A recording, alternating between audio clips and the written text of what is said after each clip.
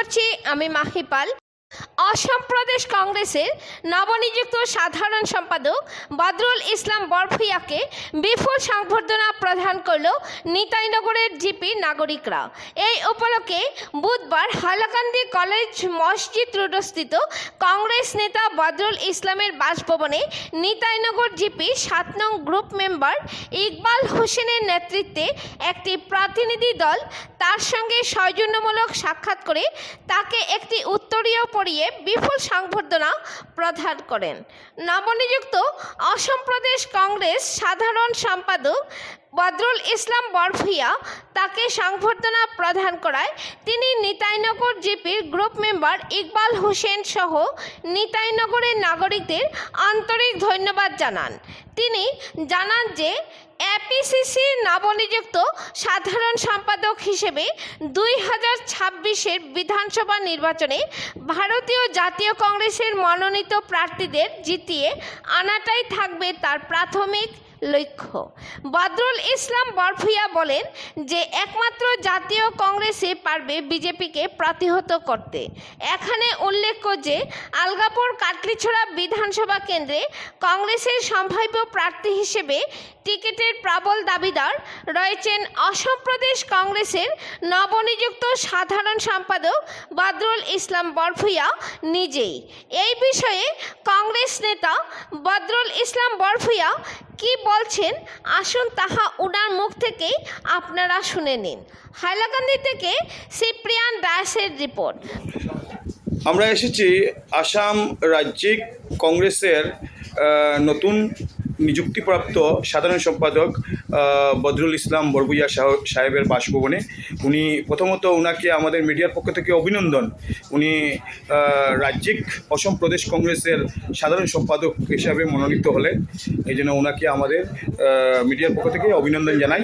তারপর এই যে পদভার আপনি দায়িত্বভার পেলেন, পাওয়ার পর আপনি জনগণের উদ্দেশ্যে কি বার্তা দিতে চান? আমি প্রথমে ধন্যবাদ জানাই আসামের প্রদেশ কংগ্রেসের সভাপতি মাননীয় গঙ্গোই মহাশয়কে, যে তিনি টিম গৌরব যেটা নতুন কমিটি হয়েছে ওনাতে আমাকে স্থান দিয়েছেন। তো দলের একজন অনুগত সৈনিক হিসাবে দলের হয়ে যতটুকু দায়িত্ব আমাকে দেওয়া হবে আমি 100% সুষ্ঠুভাবে পালন করার চেষ্টা করব। আর আমাদের মূল লক্ষ্য হলো এই একটা নতুন আসাম গড়া এবং এই আসামকে রক্ষা করা।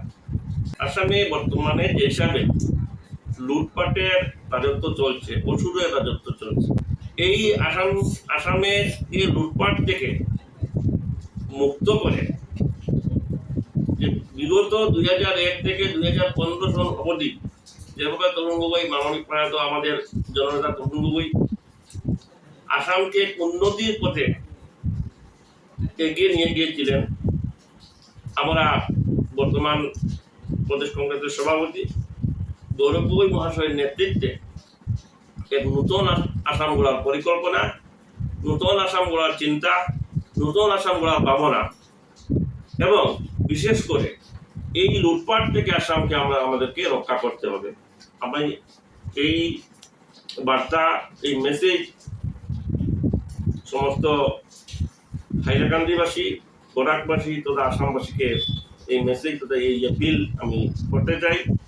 আসুন আমরা সবাই মিলে এই লুটপাটের সর্দার, দুর্নীতির সর্দার, দুর্নীতির মহানায়ক হিমন্ত বিশ্ব শর্মা এবং উনার যে সিন্ডিকেট, উনার যে সাঙ্গপাঙ্গ এমন সমস্ত চুরির আরম্ভ করেছে, লুটপাট আরম্ভ করেছে, কাজকুশ একদম খালি করে দিয়েছে। প্রতি মাসে রাজ্য সরকারকে ঋণ নিতে হচ্ছে, প্রতি মাসে নিতে। বর্তমানে 1.5 লক্ষ, প্রায় 1,65,000 কোটি টাকা ঋণ, প্রতিনিয়ত এই ঋণ বেড়েই চলেছে। রাজকুশ শূন্য।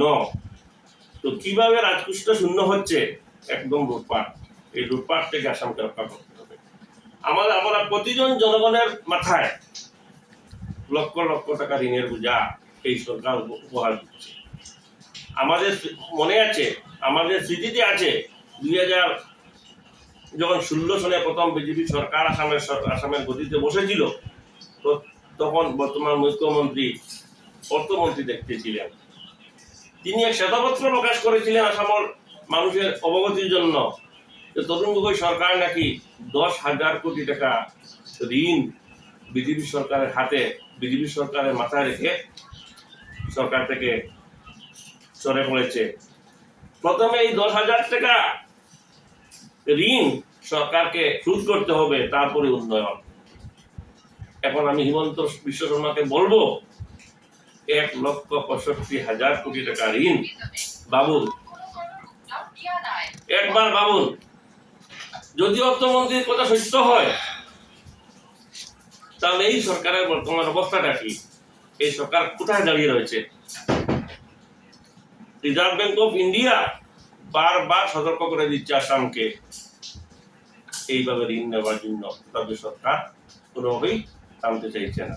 যাই হোক, এখন আসামের জনগণ, প্রত্যেক জনগণ, হিন্দু, বুদ্ধ, মুসলিম, খ্রিস্টান, যারা পিছপড়া মানুষ আছে, ওবিসি, এসসি, সব শ্রেণীর মানুষ এই কথাটুকু বুঝে গেছে যে আসাম হিমন্ত বিশ্ব শর্মার কাছে সুরক্ষিত নয়। এই আসাম হিমন্ত বিশ্ব শর্মার সাঙ্গপাঙ্গ এদের কাছে সুরক্ষিত নয়। এদের কাজ হলো বিদ্বেষ ছড়ানো, হিংসা ছড়ানো, ঘৃণা ছড়ানো, ধর্মের রাজনীতি করা।